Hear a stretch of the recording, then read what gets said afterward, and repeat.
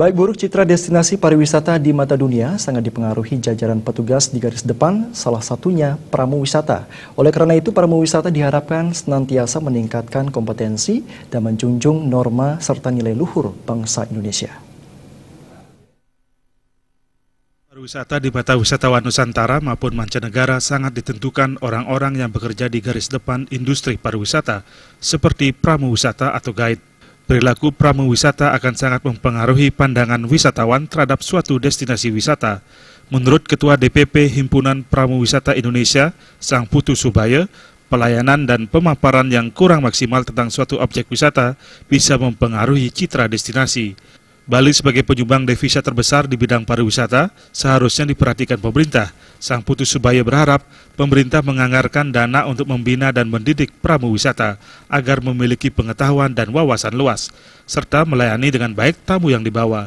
Dengan pelayanan dan pemaparan yang baik tentang suatu objek wisata tentunya akan memuaskan tamu. Pengalaman tamu yang puas itu akan diceritakan kembali kepada keluarga dan teman tentang Pulau Bali. Kesan yang baik ini tentunya akan memperkuat citra positif negara, termasuk citra suatu objek wisata. Yaitu guide sing masusu. Nah, kalau kita melihat nasib mereka seperti itu, apalagi kemudian disuruh merepresentasikan daerah supaya maksimal dan sebagainya, kan ini satu dilema ya. Maka oleh karenanya tadi dalam sambutan saya menghimbau kepada pemerintah agar ada penganggaran ya. Syukur disambut oleh Ketua DPRD, mudah-mudahan ke depan dari pemerintah ada ya keberpihakan anggaran untuk meningkatkan pengetahuan, untuk meningkatkan profesionalisme para guide yang memang dari dulu diberikan jabatan sebagai frontliner, garda depan, pemberi citra gitu.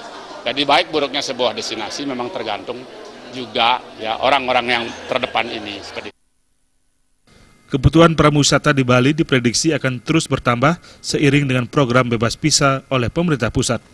Wisatawan yang diprediksi akan banyak mengunjungi Bali ke depan berasal dari Tiongkok. Riasa Bali TV.